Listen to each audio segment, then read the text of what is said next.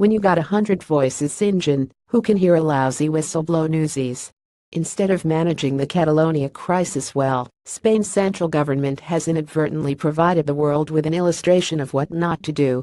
The heavy-handed response to the region's desire for greater self-determination has empowered, and not weakened, separatists and has contributed to regrettable violence.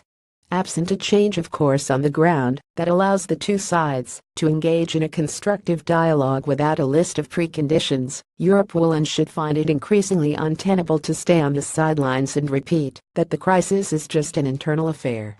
This impasse warrants third-party mediation either by Europe or as part of a balanced international effort.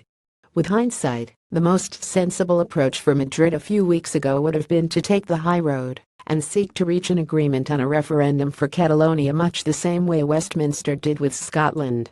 Admittedly, the constitutional and legal setup in Spain is a lot more complicated than in the UK and would have required very careful handling. But, from the outset, the Spanish government clearly signaled it had no appetite to reach a political compromise to explore a possibility that was repeatedly favored by a majority of Catalans. Once the October 1 referendum was called unilaterally by Catalan officials, the central government again had the opportunity to take the high road. It could have allowed the region to pursue its referendum, and, even if a large turnout gave resounding backing for independence, a big if given the polls at the time, wait to see if the political parties there could come up with a unified, coherent approach. Instead, Madrid went out of its way to repress the referendum and complicate its aftermath. As a result, the situation escalated into what is now a fragile and worrisome state. Both traditional and social media are filled with photos of police-imposed blockades, grandmothers being dragged away from polling booths, Catalan firefighters being attacked by baton-wielding officers, and hundreds of thousands demonstrating on both sides of the issue. The images of repression, in particular, have reinforced Catalan independence claims based on culture, unfair financial burden sharing, and threats by Madrid to revoke hard-fought autonomy rights.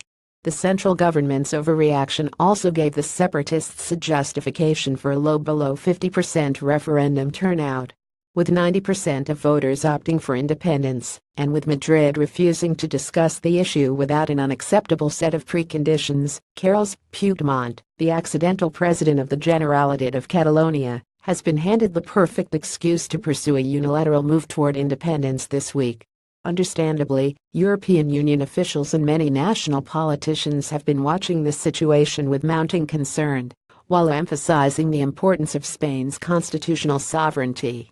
The spillover effects from a mishandled Catalonia would be unpredictable.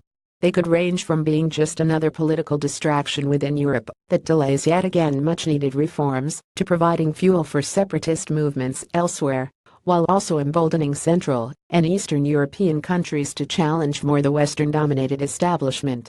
But by staying on the sidelines, Europe has inadvertently amplified Madrid's missteps. Game theorists will readily see this as a poorly handled and increasingly incoherent situation that is, a cooperative game that is being played uncooperatively. Mistrust and threats are now the norm. Moreover, given what has transpired so far, no single party can roll back the clock, and none can impose an orderly and sustainable move forward. Yet the status quo is also untenable. Rather than the current dialogue of the deaf, a better outcome requires that the principal parties engage in a credible and constructive negotiation. With the active participation of a group of European mediators, preferably supported by international participants, Catalan and Spanish officials need to sit at the bargaining table with an open mind and without preconditions. The longer it takes for a cooperative process to take root, the heavier the risk of further damage, even as the threat of violence is already too high to ignore. This column does not necessarily reflect the opinion of the editorial board or Bloomberg LP and its owners.